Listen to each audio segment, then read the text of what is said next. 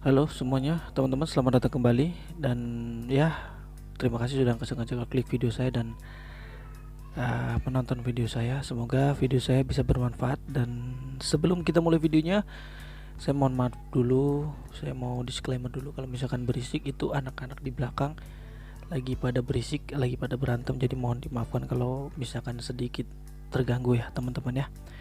Oke teman-teman, masih pada pembahasan tentang pinjol ya teman-temannya. Dan untuk yang kali ini mungkin sedikit agak beda ya, bedanya nggak jauh ya. Maksudnya gini, kita semua mungkin yang udah galbay-galbay ini berharap kalau pinjol itu bubar aja ataupun tutup aja ataupun OJK cabut izinnya gitu. Tapi pada faktanya nggak bisa semudah itu teman-teman.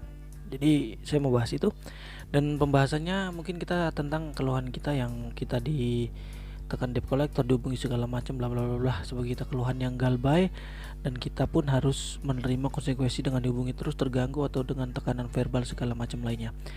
Dan mungkin saya mau bahas tentang izin pinjol ya. Jadi kemarin ada salah satu izin pinjol ataupun apa sih, dana rupiah ataupun apalah itu yang tiba-tiba dicabut isinya, dan itu rame. Dan ternyata apa masalahnya, yang saya tahu adalah tentang dia terlambat menggaji karyawan.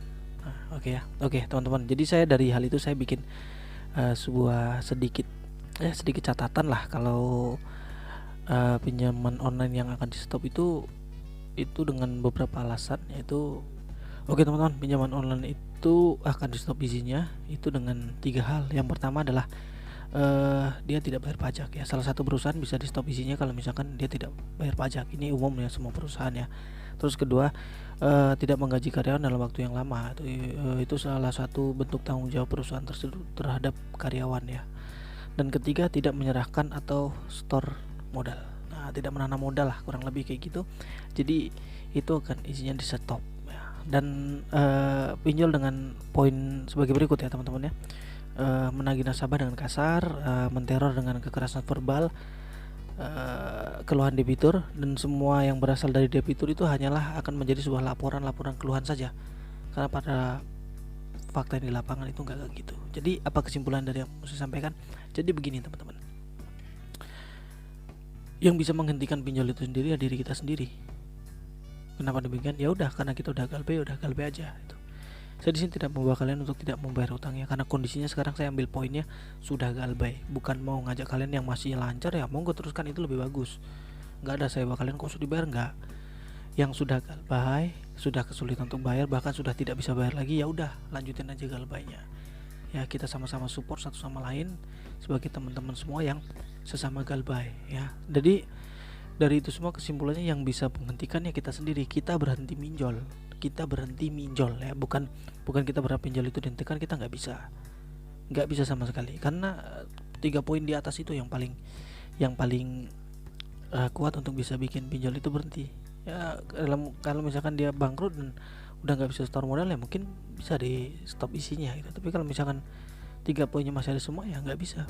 Jadi cara satu-satunya ya udah, kita jelek, kita hancur, kita jelek diselik, ya udah nggak apa-apa.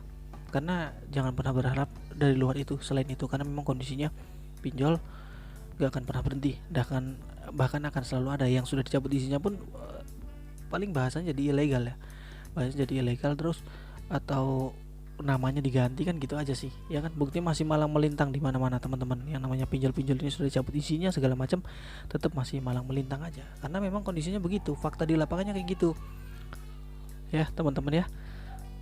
Jadi jangan pernah berharap galbay jangan pernah berharap kalau pinjol itu akan stop. Enggak, mereka kan terus ada. Selagi ada perusahaan baru yang bisa masukin modal atau menanam modal ataupun mensejahterakan karyawan segala macam lah, bisa jalankan perusahaan itu sebagaimana baiknya, akan terus dapat izin dari OJK ya.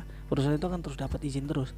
Jadi akan selalu ada pinjol-pinjol yang baru ya. Itu sih tentang pemikiran saya aja teman-teman ya. Kalau yang lainnya mungkin nggak tahu lah, kita semua punya pendapat. Cuman cara satu-satunya ya itu cuman satu, yaitu kita yang harus menerima keadaan dengan tekanan kayak sekarang gitu aja. Oke teman-teman, sepertinya di belakang banyak keberisikan. Nah mungkin itu saja untuk video hari ini, semoga bermanfaat dan sampai jumpa.